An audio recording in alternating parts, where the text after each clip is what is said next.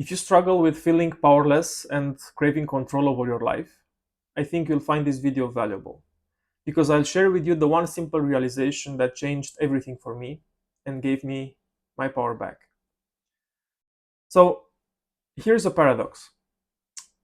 You wanting to be in control all the time is the very thing that makes you feel powerless and anxious.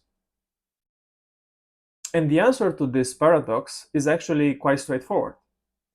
When you want to be in control in the traditional sense, you have to resolve a virtually infinite number of variables.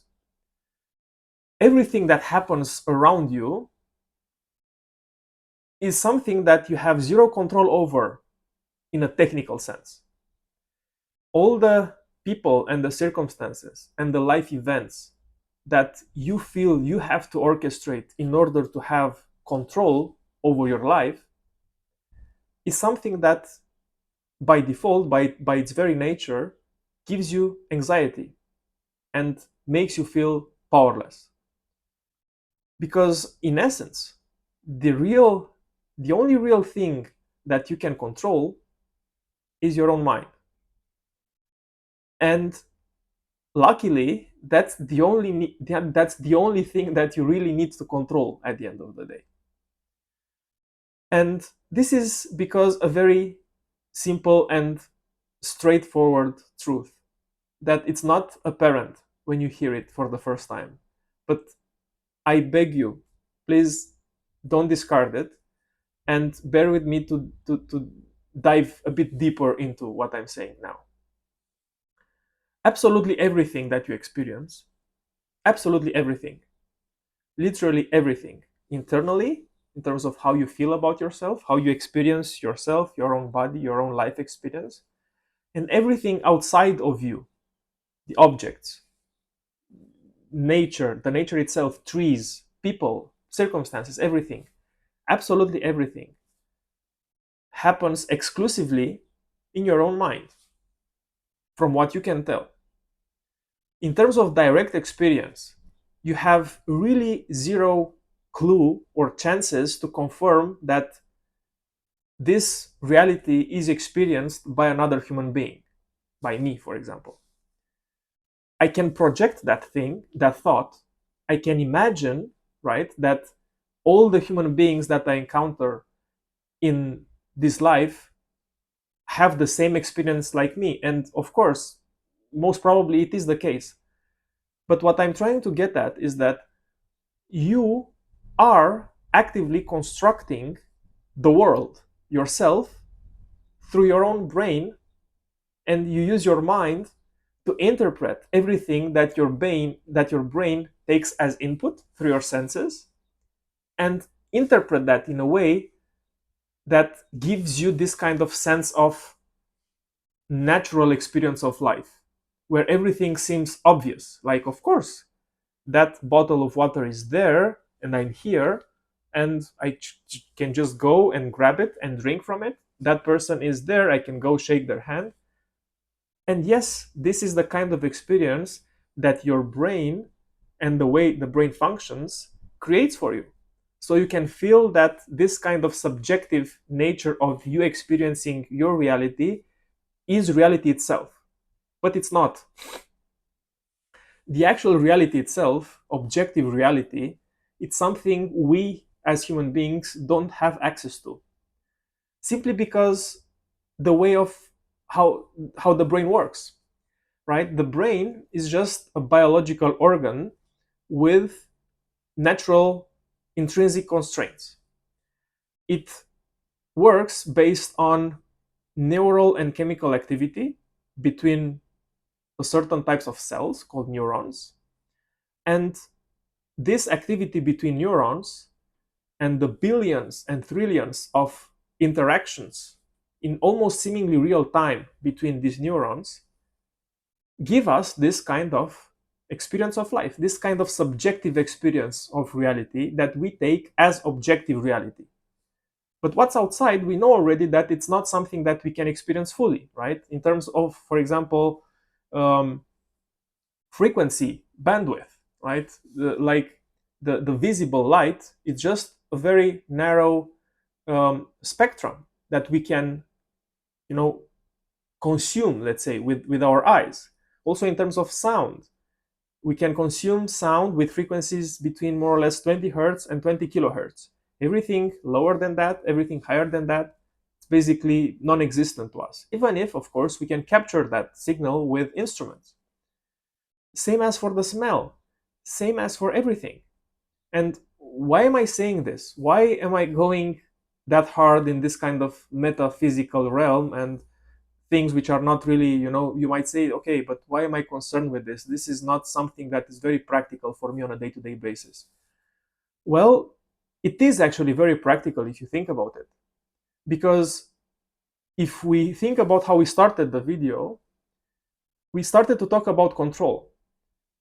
And if you realize that everything that happens out there in the world, it's actually a mental creation. It's actually your brain creating as you go a reality that feels so vivid, so palpable, so real to you that you take for granted, but it's still your creation. And if it is your creation and you realize that this is how the brain works, then you can create a gap between your perception of the world and the story that you attach to that experience, right? We typically don't feel in control because we have this kind of immediate reaction to stimulus. Something happens on the outside, it triggers us, and then we immediately go into some sort of a reactive pattern. We are so habituated to reacting to things around us that most often we don't even know that we have the possibility to react differently. And a better word for reacting is responding. We can respond. So instead of mindless reaction, someone yells at me, I get angry, I can realize that someone yelling at me, it's not really a sentence. It's not really something that I must commit to respond to, right? I can see that a person is yelling at me, and I can process that information, that stimulus, and I can realize that ultimately it is my decision if I engage or not. And this kind of mindful response, this thing is true power. This is where you get control over your life, because everything that happens to you out there is really not your problem in a way. Your main concern is how you respond to it.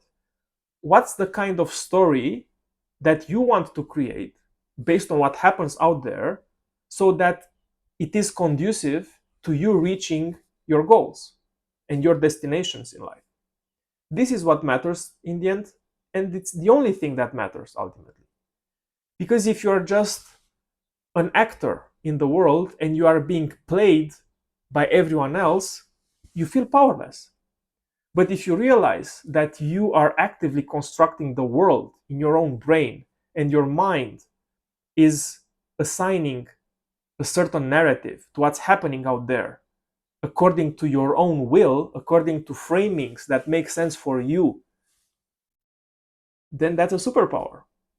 Because everything that happens out there, you can create a powerful story around, and then justify why that thing is not detrimental to you, but actually you need that thing because there is a lesson to learn there, right?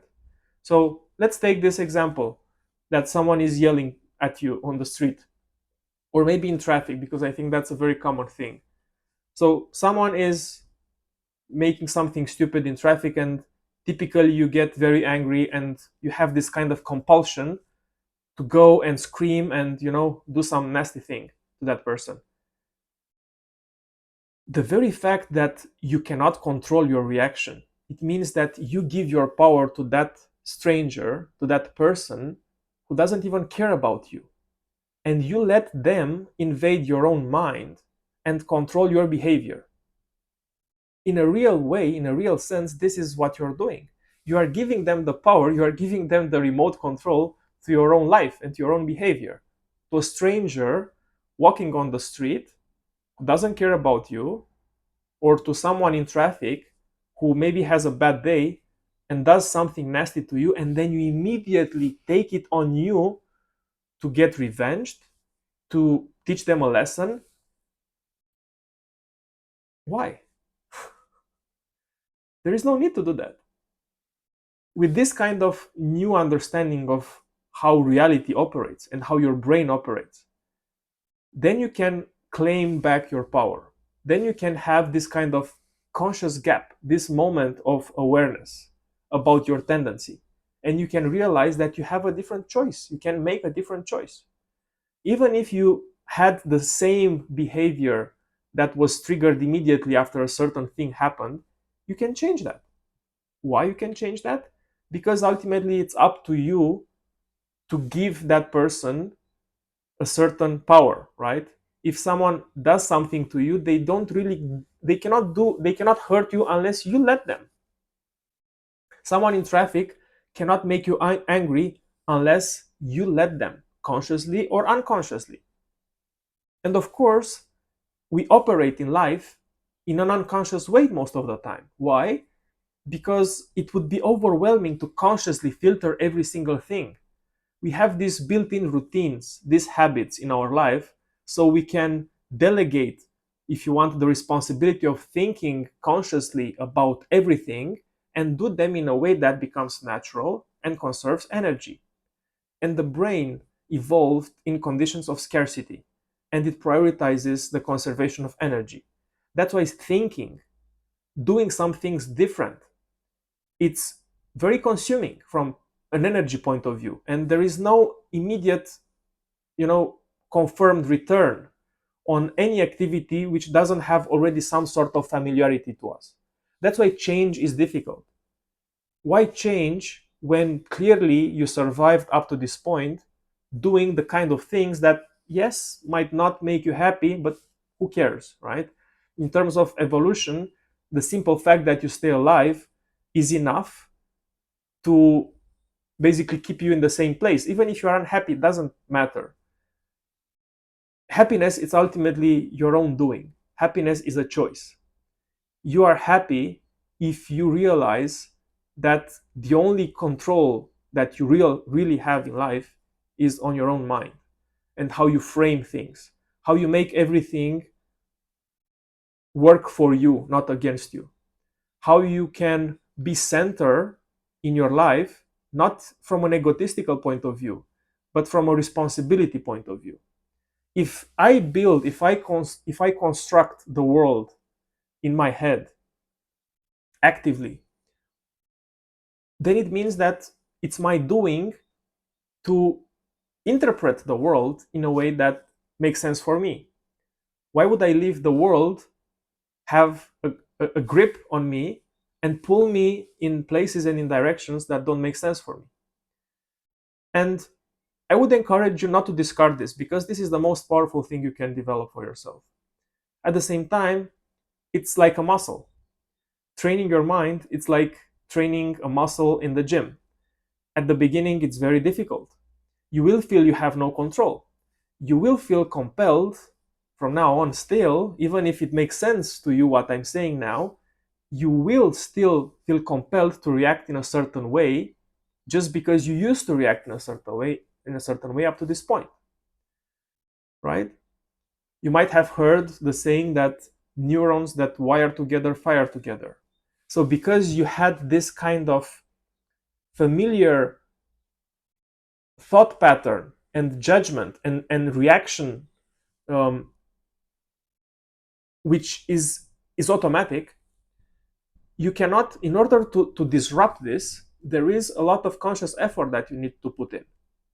You have to be able to catch yourself at first, maybe even for 1 second before the reaction comes in. But just having this small gap of awareness is what will allow you to increase the time in which you actually have a choice.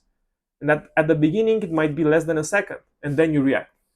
But then you remember next time, okay, but last time, I think I remember I sort of had some option not to do it, but I still was compelled to do it because it was like Like, you are caught in this kind of default, of default trigger, right, in your mind. The neural activity in your mind is so familiar that you are compelled to respond always in the same way when you have a certain stimulus outside. So when you are triggered, basically you react immediately. But with time, the more you catch yourself that you have a choice, that gap of awareness is going to be lengthened, right? So from less than a second, you might have 1 second, and then 2 seconds, then 3 seconds. And once you have 2 or 3 seconds, then you realize that 2 or 3 seconds is enough to just choose not to engage. And then you break the pattern. And once you break the pattern, you can rewrite new patterns. And instead of reacting impulsively to someone who is cutting you in traffic, you come to a place where you think well of that person, where you are grateful for having the choice of not engaging compulsively in the behavior. You become compassionate because you know that they are suffering in one way or another. The very fact that they are angry and pissed and do such a thing in traffic, it means that they are emotionally tense. Something is wrong with them. There is another human being suffering out there. And you now have this kind of conscious awareness of someone else's suffering, and you give them this gift by not engaging with your reaction. You offer them this kind of space of awareness, even if they don't know it. The simple fact that you don't engage is what you give them as gift, because you allow them to be without judgment, without your compulsion reactivity. You just become compassionate for their inability to act differently. And it's not something where you feel superior. It's not giving you any kind of moral superiority. It's just a gift that you can be grateful for. And you can translate that to every other life situation. Every challenge that you will face from now on, coming especially from other human beings, you can imagine that they are troubled in one way or another. Because if someone does you wrong, if someone steals from you, if someone hurts you in a way, if someone lies to you or just behaves bad, you have to realize that they are not in a good place. No person would harm another person if they would be okay with themselves, if they would be at peace, if they would be happy and joyful and fulfilling. They would not do it. And now, because you realize that this is the case, instead of feeding them with the energy that they crave from you, because this is how they maintain this kind of negative state, by feeding out of similar negative states triggered in other people. And when you don't reinforce that loop, when you don't feed their negativity with your own negativity in this kind of maddening reciprocal exchange, then you break the loop for yourself and for them. So it's a gift, it's an amazing gift. The capability to create this kind of non-judgmental space in which someone else can observe the way they behave. At the beginning, they might get even more furious because you are not feeding them what they expected of you, right? You just interrupt the pattern, you don't give them that anymore. But you will realize that the more you do it, the fewer interactions you will have with this kind of people, because they know subconsciously that they cannot feed out of you. You don't fuel them.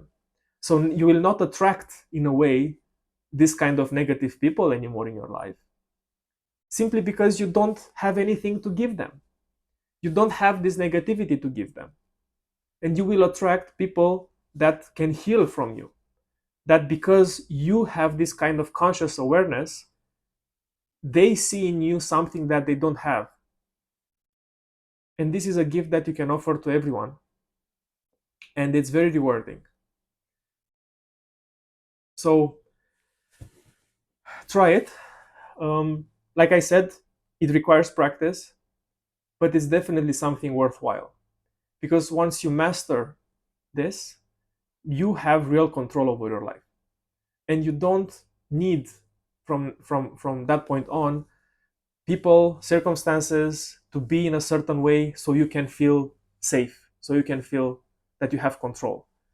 Again, control comes exclusively from your ability to just attach a positive, constructive story to what you're experiencing, because what you're experiencing is exclusively happening in your mind.